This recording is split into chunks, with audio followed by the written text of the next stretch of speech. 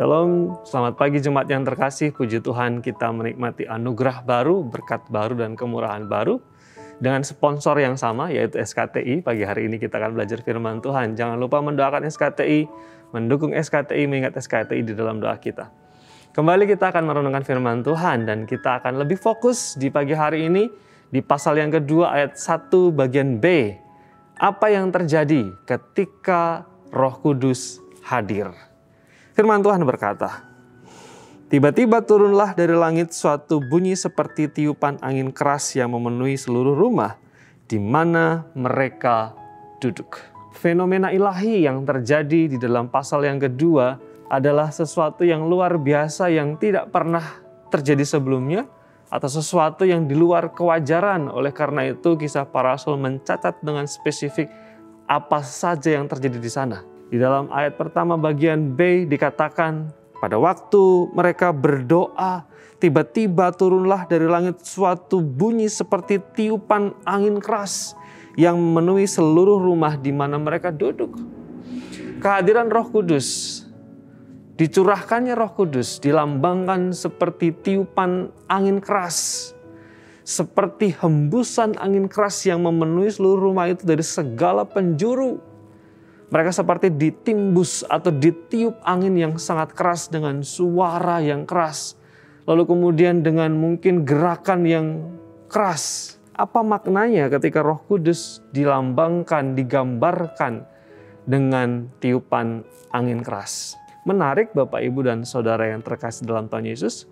Karena kata angin dalam bahasa Ibrani adalah ruach.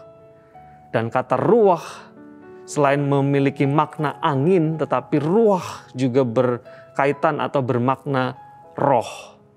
Ruah, angin, atau roh. Tentu Bapak Ibu ingat apa yang terjadi ketika Tuhan menciptakan manusia di dalam kisah Kejadian.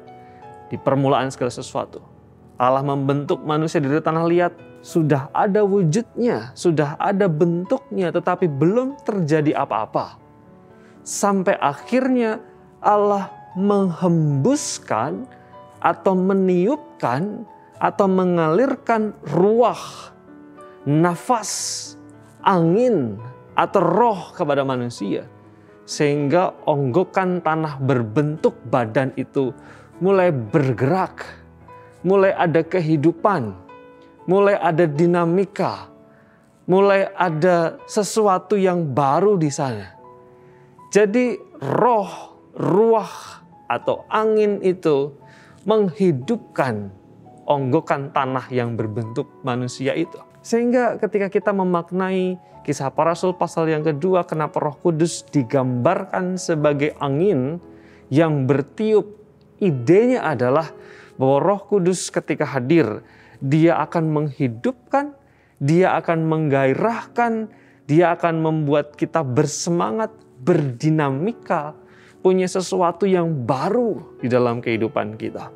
Bayangkan betapa luar biasanya pekerjaan dan karya Roh Kudus. Para murid menjadi antusias, semangat, bersukacita, bergairah, membuat hidup mereka lebih hidup. Ketika Roh Kudus turun, ketika Roh Kudus hadir dalam kehidupan kita, keyakinan saya adalah Roh Kudus akan membuat kita bersemangat, antusias, hidup kita bermakna dan bergairah. Mari terus kuat, percaya, tangguh, optimis, bergairah karena Bapak Ibu punya Roh Kudus di dalam kehidupan Bapak Ibu. Karena Roh Kudus adalah sumber kehidupan kita. Puji nama Tuhan. Jangan lupa memberikan like, komentar, atau juga membagikan video ini ketika Bapak Ibu diberkati. Kita berdoa bersama-sama. Terima kasih untuk rahmat dan anugerah-Mu, kami kembali belajar firman Tuhan. Terima kasih Roh Kudus, sumber pembaharu, sumber hidup itu. Ialah anugerah Tuhan, kemurahan atas kami semua dan juga jemaat Tuhan di sepanjang hari ini. Di dalam Yesus Tuhan kami berdoa. Amin.